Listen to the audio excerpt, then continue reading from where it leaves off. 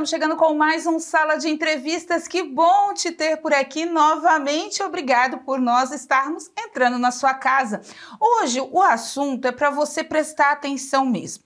Porque a gente está vivendo num mundo de transtornos, isso mesmo. Tem o transtorno do TEA, tem o transtorno de várias situações que estão acontecendo, psicossomáticas, na cabeça mesmo das pessoas, e que muita gente não entende. Um deles é o borderline. E eu trouxe aqui uma pessoa que está passando por essa situação porque ela procurou ajuda, foi diagnosticado e hoje, através das redes sociais, tenta ajudar mais pessoas ainda a se identificar e, de repente, colocar um pouco da sua vida no prumo. Afinal de contas, ninguém quer ser diferente de ninguém, mas todos nós somos. Temos nossas diferenças e nossas características que todos nós temos que aprender. Por isso está aqui no estúdio comigo o publicitário Renan Graça. E Renan, obrigado pela presença. E é isso, é uma vida de buscas de aceitação, mas também de descobertas consigo, né? Obrigada mais uma vez. Imagina, eu que agradeço, Michele, agradeço ao convite, né, de toda a produção, o seu convite também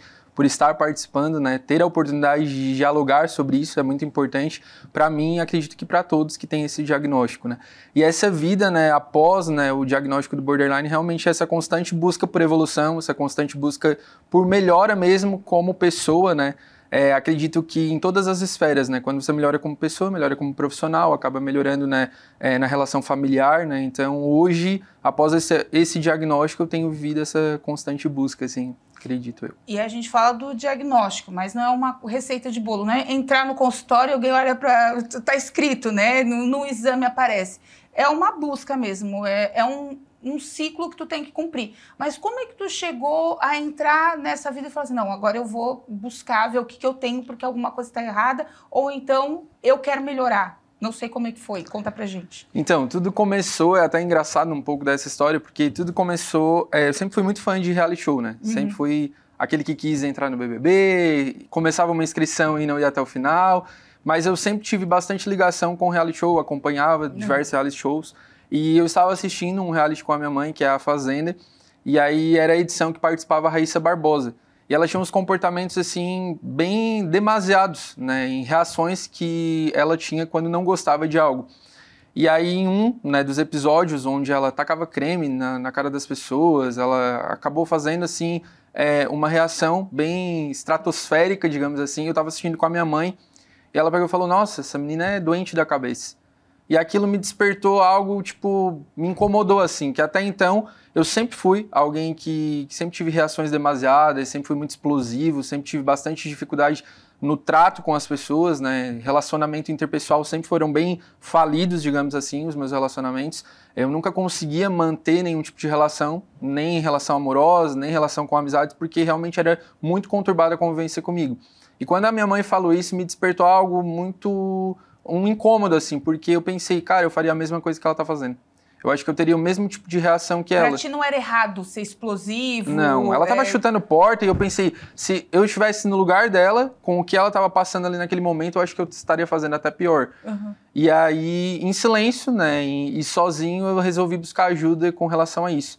Então, eu fui, né, marquei uma consulta com uma psiquiatra, e aí fui atendido por ela, ela fez uma consulta comigo, né, entendeu um pouco da minha história, dos traços que complementavam, né, o Renan, que faziam parte da trajetória dele, e após isso ela resolveu ouvir alguém do meu convívio, né, levei uma amiga que tinha visto várias situações assim com relação ao meu cotidiano, meu comportamento com relação às pessoas, e após isso ela me pediu ainda algumas consultas com um psicólogo em acompanhamento com ela.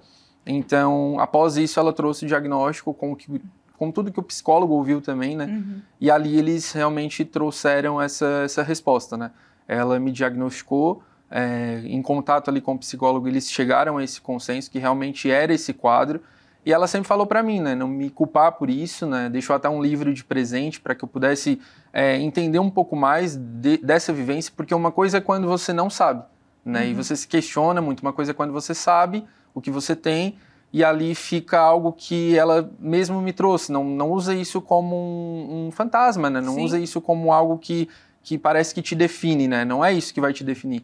Só que é muito difícil. No começo, assim, eu escondi, demorei para contar para minha família, porque para mim era pior eu contar que realmente tinha isso do que realmente eles verem tudo que viram até o momento. Tu tem um transtorno diagnosticado, vamos dizer, assinalado, né, por um profissional. Para ti era mais difícil ali no começo. Tu foi diagnosticado com quantos anos? Hoje tu tá com 28, mas o... 28 foi em 2020, fazem 5 anos, eu tinha uns 23, 24. Super novo, então, né? Então, para entender realmente demora um pouquinho mais. Já é difícil para entender uma gripe, ainda mais... né, um transtorno tão complexo, né? Ele é bem complexo, né? Ele é bem diferente de alguns outros, né? Quando a gente faz comparação, não é muito legal comparar, mas quando a gente faz algumas comparações, assim, as pessoas conseguem viver mais tranquilos, em alguns casos, por exemplo, com TDAH, né? Porque não é algo que reflete tanto na relação com as pessoas, sabe? É algo que, às vezes, a pessoa é mais atrapalhada, mais esquecida, né? Mas na questão do trato, ela consegue tratar bem, ela consegue ser uma pessoa cordial, leal, tranquila, assim, na relação, e o borderline, às vezes, acaba tendo essa coisa muito explosiva, sabe? Essa coisa muito inconstante, então é onde dificulta um pouco.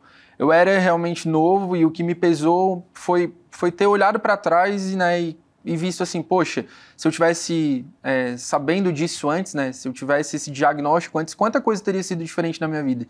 Então eu meio que tive até uma depressão depois disso, né? Depois que eu tive o diagnóstico. Depois do diagnóstico, por esse caminho de aceitar, de entender realmente o que tu vivia, tu ficou depressivo. Fiquei depressivo, tipo, não queria sair do quarto.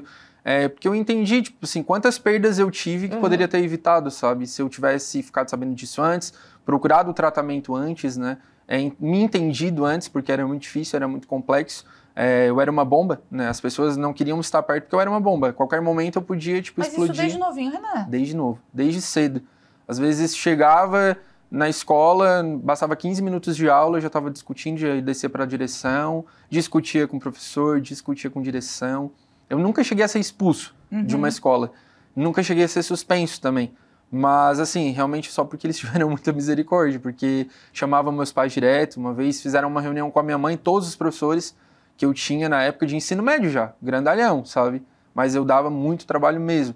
E fizeram essa reunião, parou a escola, porque daí, querendo ou não, desceu um professor de cada matéria minha. Cada um deles estava em uma turma diferente. Eles desceram todos, né, para a direção, fazer uma reunião com a minha mãe para contar, olha, é difícil, né? E aí a gente não sabe mais o que fazer, sabe? Então, sempre foi muito difícil. Em qualquer âmbito que eu tivesse, qualquer esfera que eu tivesse, sempre era muito difícil a convivência. Escola, família, igreja, qualquer lugar, sempre foi muito difícil, né? Sempre foi bem desafiador estar perto do Renan. O Renan, ele não era questionador, ele era desafiador, é isso? Só para a gente entender o contexto, assim, para que até eu também, porque eu fiquei me perdendo nessa história. Porque tem as crianças que são desafiadoras, né? Que elas vão lá, não quero fazer, mas daqui a pouco já mudou de assunto. Discute uma lição ou alguma coisa que não entendeu e acaba aquilo ali exaltando os ânimos. Mas qualquer faísca, tu exaltava os ânimos, era isso? Eu comprava muita briga também que não era minha. Eu sempre tive um senso muito de ser justiceiro, então eu me metia em umas confusões que não era pra mim, ao invés de me guardar, ficar na minha, ficar quieto, não. Eu sempre tive muito esse senso de querer falar, de querer impor minha opinião, de querer mostrar o certo. Normalmente nos problemas, nas discussões, era sempre eu. Sempre tentava passar nessa imagem de que eu tinha razão. Algumas coisas eu sei que eu tinha, mas a forma com que eu colocava aquilo, eu acabava perdendo toda a razão. Então era bem difícil nessa questão. Eu acredito que era um pouco dos dois, tanto questionador quanto desafiador assim, nas situações. E tu falou que ali tu entrou num ciclo de depressão, né? Como é que foi sair desse ciclo, né? Até como a gente disse, tu era bem mais novo e é uma transição ainda mais pro menino ali, né? Pro homem. É uma fase bem delicada ali dos 20, 18, 20, Sim. 23, porque é a hora que realmente, né, tá vindo a responsabilidade de uma casa, de ter emprego, se não tem, estão cobrando. Como é que foi essa transição para ti? Eu acredito que realmente foi criada uma rede de apoio, né? Eu acredito que foi muito com a ajuda e com as mãos estendidas de algumas pessoas que, independente, né, de ver que eu era este problema, digamos assim, escolheram enfrentar a tempestade junto. Né? Foi por causa da escolha de pessoas como minha esposa, por exemplo, que é um exemplo que eu te citei anteriormente, que é uma pessoa que escolheu, né, enfrentar a tempestade junto e, de certa forma, quando pessoas que são um pouco mais de calmaria decidem estar ao lado de pessoas que são um pouco mais essa tempestade, acaba equilibrando um pouco, né? Eu acabei aprendendo a ser um pouco mais calmaria, né? Hoje a minha vida é totalmente diferente de tudo que eu estou te relatando. Ainda tem algumas coisas que ainda são, né, desafiadoras, ainda são alguns gatilhos, mas nada comparado com o que era antes, né? Antes, realmente, eu não tinha tato para nada. A Ana Júlia, a esposa dele, está aqui acompanhando também na entrevista. Ele falou que tinha essa dificuldade de relacionamentos. Assim. Como é que foi chegar com a Ana Júlia até formar o começo da família? Não sei se vocês têm filhos? Ainda não. Então, mas está começando a família. Sim. Uma hora, daqui a pouco vai. Como é que foi para ti, então, dentro desse quadro? Eu acredito que realmente... Quando há propósito, é tudo diferente, né? Eu tive outros relacionamentos antes e não deu para manter justamente por essa inconstância, né? Eu lembro de outros relacionamentos que chegaram para mim e falaram, nossa, tu é muito enérgico, é demais, assim, a gente não consegue às vezes acompanhar, sabe? Então eu acabava, né, sofrendo muito por isso também, porque acabava criando muita expectativa, projetando algo, projetando futuro. Eu sempre tive o sonho de casar, ter filho, então às vezes as coisas, os sonhos ficavam pelo caminho e eu me culpava muito por isso também, né, devido a ter esse diagnóstico e saber, pô, mais uma vez eu tô aqui num ciclo. Eu sempre falava, minha vida é um ciclo. Né? Toda a vida eu tô no mesmo lugar. Eu parece que ando em círculos. Terminei aqui esse relacionamento, vou começar uma outra história. Quando eu vi, eu tava no mesmo lugar de novo. E com a Ana foi diferente porque eu não posso dizer que não, ela passou, né, bastante coisas de acompanhar essa inconstância no meu humor, essa inconstância às vezes nas minhas reações, mas ela entendeu o propósito, sabe? Que havia de ela estar na minha vida, sabe? Eu acredito que eu na vida dela também. Então, a partir do momento que ela entendeu esse propósito, eu acho que hoje a gente vive essa vida diferente justamente porque eu acredito que ela é o ponto de equilíbrio ali, né? Eu sempre falo que ela é a calmaria da tempestade, né? Ela realmente, acredito que de todas essas pessoas que eu te citei, que foram pontos de equilíbrio, eu acredito que ela tenha sido o maior, assim, né? Que hoje sabe dosar. Eu, na verdade, sei dosar bem as minhas reações por ter aprendido com ela. Até porque num relacionamento, principalmente amoroso, eu geralmente falo isso, né? Porque eu aprendi com o tempo. A gente não é obrigado a estar com pai e mãe, tem a obrigação de nos amar porque nos deram a vida e tal, e nem sempre é assim. Mas, né, dentro do contexto geral. Mas a esposa, o esposo, eles não têm a obrigação de nos amar, eles nos amam pela nossa história. Então, se fica na tempestade, é porque ama de verdade, É verdade. Né? E aí fica mais fácil de conviver também, né? Sim. Mas para ela também é desafio. Uma hora eu trago ela só para falar para viver assim. Boa. Renan, a gente vai para um rápido intervalo, claro. E a gente volta já já. Se você perdeu esse primeiro bloco, o Renan depois vai falar da história dele ali com as redes sociais, como você pode acompanhar também. Mas se você perdeu esse primeiro bloco, ele vai ficar todo disponível no nosso canal do YouTube, /TV Primavera Criciúma, e também no nosso canal do Spotify. Procura lá, Sala de Entrevistas, você vai ver o símbolo da TV Primavera e todos os programas estão lá em áudio e vídeo para você também curtir pelas estradas da vida. A gente volta já já.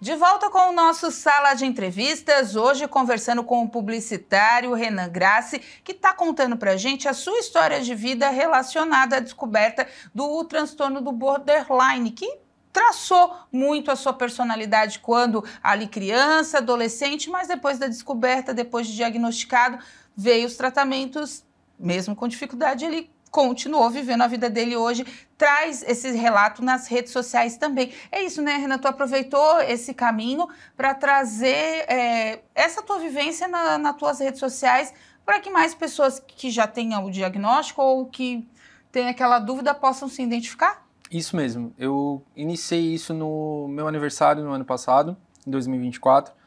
Eu sempre tive esse desejo de usar as redes sociais com algum propósito também. Então, como eu sou publicitário, já usei as minhas redes sociais pessoais para falar sobre o meu lado profissional. Já usei as redes sociais para mostrar um pouco mais da minha vivência. Tipo, eu gosto de postar minhas viagens, que eu costumo fazer.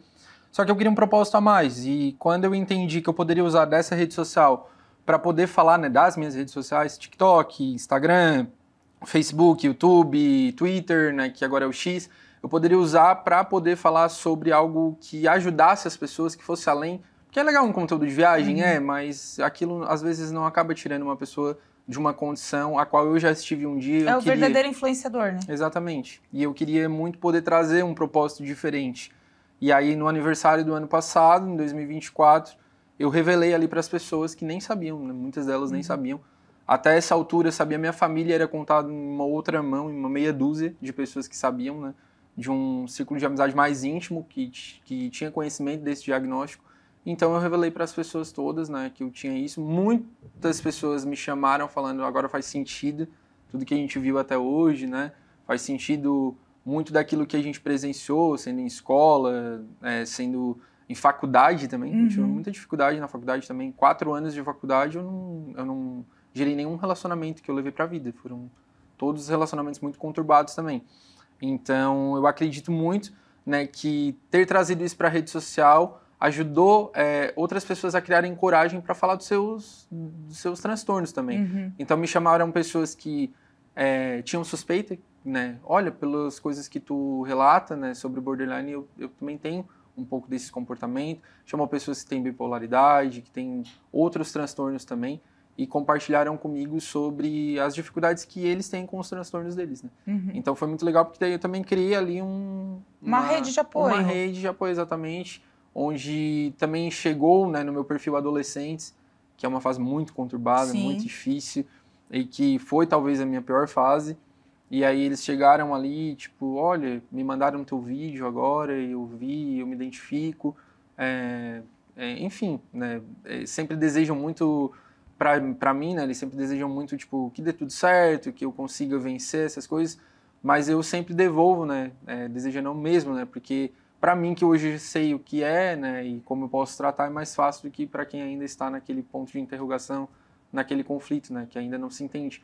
Porque pode se identificar com borderline e ser outra coisa. Sim, é isso que eu ia te falar. Tem os transtornos, né, eles são parecidos em algumas características, mas em outras tu olha, uma vírgula, muda tudo. Exatamente. É um para lá, outro para cá, e é uma salada mesmo, né? Sim. Porque, querendo ou não, cabeça, os nossos neurônios são bilhões e a gente não tem noção ainda, né? O cérebro é o único órgão que a gente tem que... Ainda ele não é totalmente desvendado, né? Sempre tem a ciência está descobrindo uma surpresa.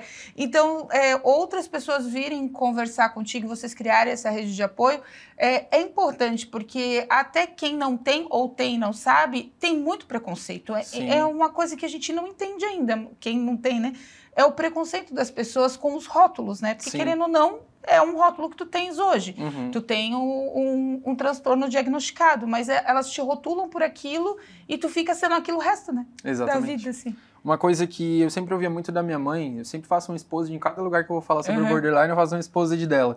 É que ela me falava que eu era muito bipolar. Desde adolescente, assim, tu é muito bipolar, tu é bipolar. Só que não tem nada a ver com a bipolaridade que eu tenho. Só um adendo, o bipolar é aquele que muda de... Exatamente, às vezes... De humor, vamos supor, como funciona os dois, né? O bipolar, ele tá, sei lá, em algum evento, algum lugar, e de repente ele viu que existem pessoas falando dele. Ele vai ficar mal, ele vai ficar brabo, ele vai ficar irado, mas talvez alguma coisa no meio desse processo mude que ele volta a ficar bem, e aí ele esquece aquilo, e aí já tá de boa de novo, daqui a pouco acontece outra coisa, e essa é a montanha-russa. O borderline, não. Se, que aconteceu, né, várias vezes comigo, se eu estou em um ambiente que eu percebo isso, acaba a noite ali, né? Hoje é ainda uma dificuldade muito grande para mim, de não permitir que pequenas coisas estraguem momentos importantes, momentos especiais. Mas eu já permiti, eu já estraguei aniversário meu, eu já estraguei aniversário de outras pessoas, por conta de uma coisinha virar assim algo... E não volta mais, não tem mais como recuperar. Tipo, o borderline, tipo, não vai depois ficar bem, então tá, vamos esquecer isso. Não, acabou ali e acaba e não tem mais jeito. E joga tudo, bota tudo a perder... E essa é a grande diferença. Palavras também são agressivas, mas é a agressividade física ou... No meu caso, eu já chutei, quebrei coisas, mas nunca parti pra cima de ninguém, assim. Agressivamente. Daí, graças a Deus, esse princípio eu carrego desde de novo, assim. Na verdade, não é bem um princípio, é que meu pai sempre me falou muito, tipo, se tu se envolver em qualquer tipo de briga, é da orientação de casa. Chegar em casa vai ter outra briga. Então eu sempre me cuidei um pouco com isso, mas eu nunca tive muito senso, assim, nas falas, assim. Eu sempre machuquei muitas pessoas com relação... Era a minha forma de reação, sabe? Era como se aquilo ali pudesse... te ajudar.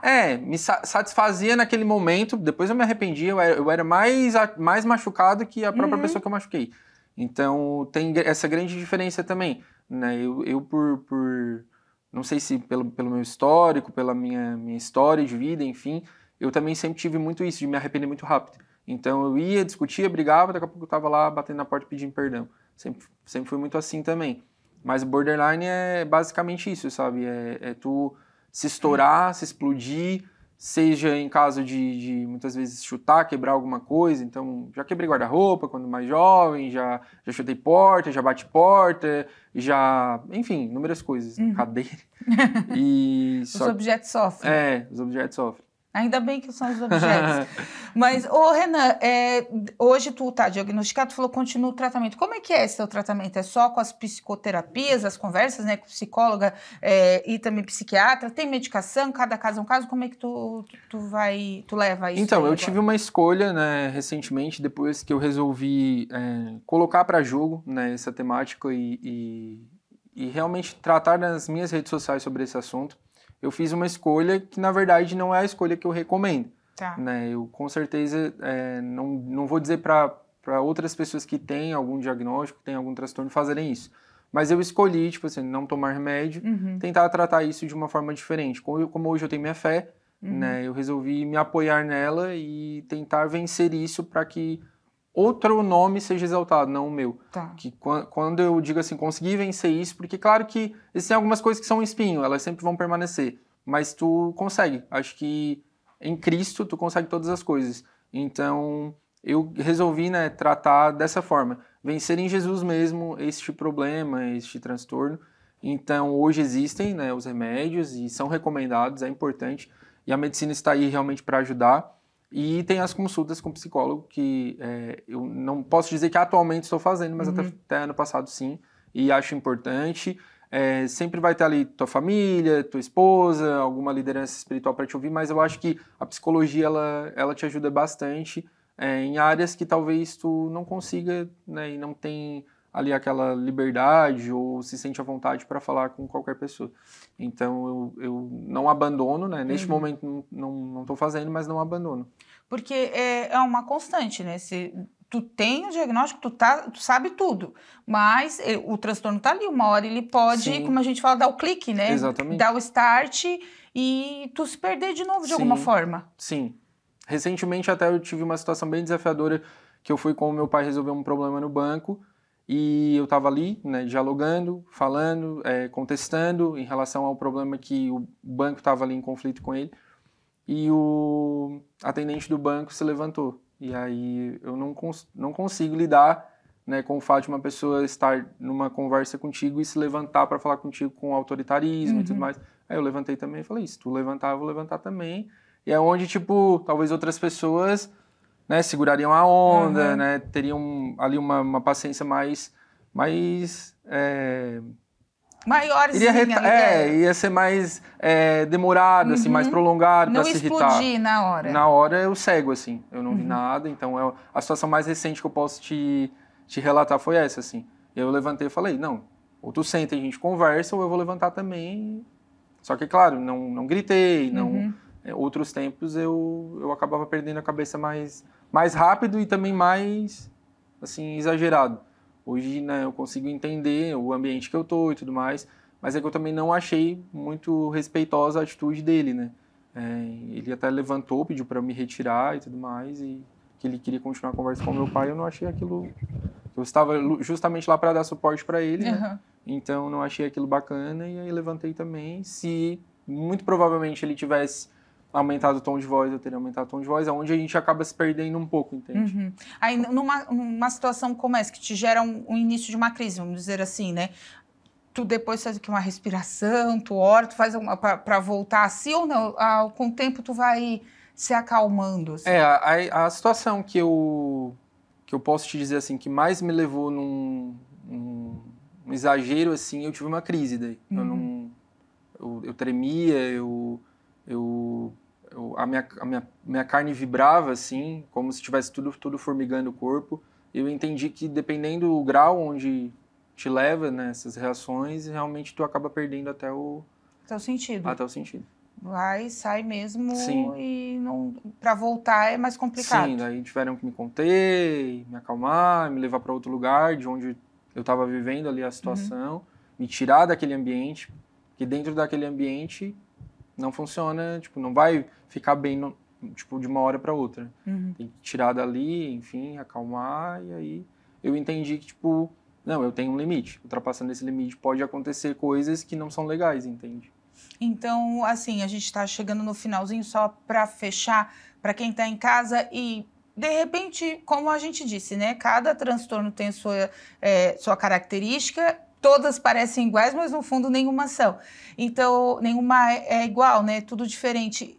Deixa um recado, assim, para, de repente, um pai ou uma mãe, para olhar com um carinho a mais para aquela criança, aquele adolescente que parece ser tão rebelde, mas pode ser o princípio de uma nova descoberta que pode ajudar, né, a Sim. criança ao resto da vida.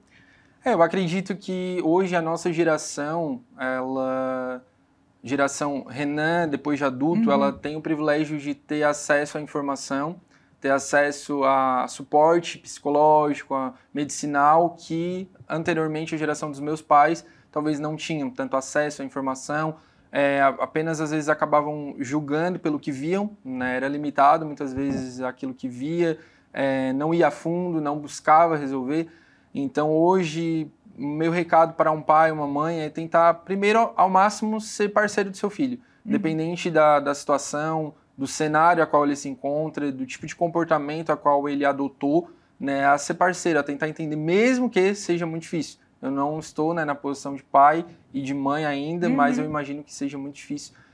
Mesmo assim, eu aconselho, né, a tentar compreender, a tentar entender. Até teve muitos pais e mães que me chamaram no Instagram. Olha, eu acho que a minha filha é adolescente, enfim, tem muitos esses traços. Porque tem uma confusão da adolescência com os transtornos. Por isso que é importante avaliar tudo, né, Renan? Então, eu com certeza indicaria isso, né, a ter esse lado mais de paciência, né, esse lado de compreensão e, claro, sempre incentivar, né, a estar buscando uma ajuda psicológica, né, a não forçar, sabe? Às vezes o pai ou a mãe, eles querem muito que o filho conte para eles e o filho não quer contar.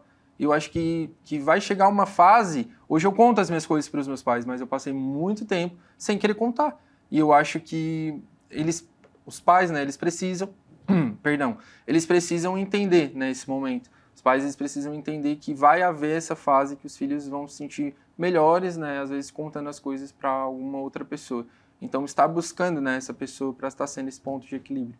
Então, tá certo. Renan, obrigado pelos esclarecimentos. Eu acho que quem está em casa vai entender um pouco melhor, né, sobre esse transtorno, porque a gente sabe do preconceito que tem, a gente sabe das rotulagens, mas ele existe e a gente tem que buscar informação e é isso que a gente tenta trazer aqui no Sala para todo mundo entender mais claramente. Obrigada. Continue lá no Instagram trazendo essa informação para o pessoal que é bem necessária e importante. Obrigada. Com certeza. Eu que agradeço. Obrigado pelo convite, né, e que com certeza outras pessoas possam ter esse espaço que eu tive aqui também para falar sobre seus transtornos e as vivências com eles. Obrigada mais uma vez. Gente, esse foi mais um Sala de Entrevistas. Lembrando que ele vai ficar todo disponível no nosso canal do YouTube, /TV Primavera Criciúma, e também no nosso canal do Spotify. Procura lá Sala de Entrevistas, que você vai encontrar essas e outras lá em áudio e vídeo para você curtir informação com seriedade e de qualidade. Até o próximo Sala.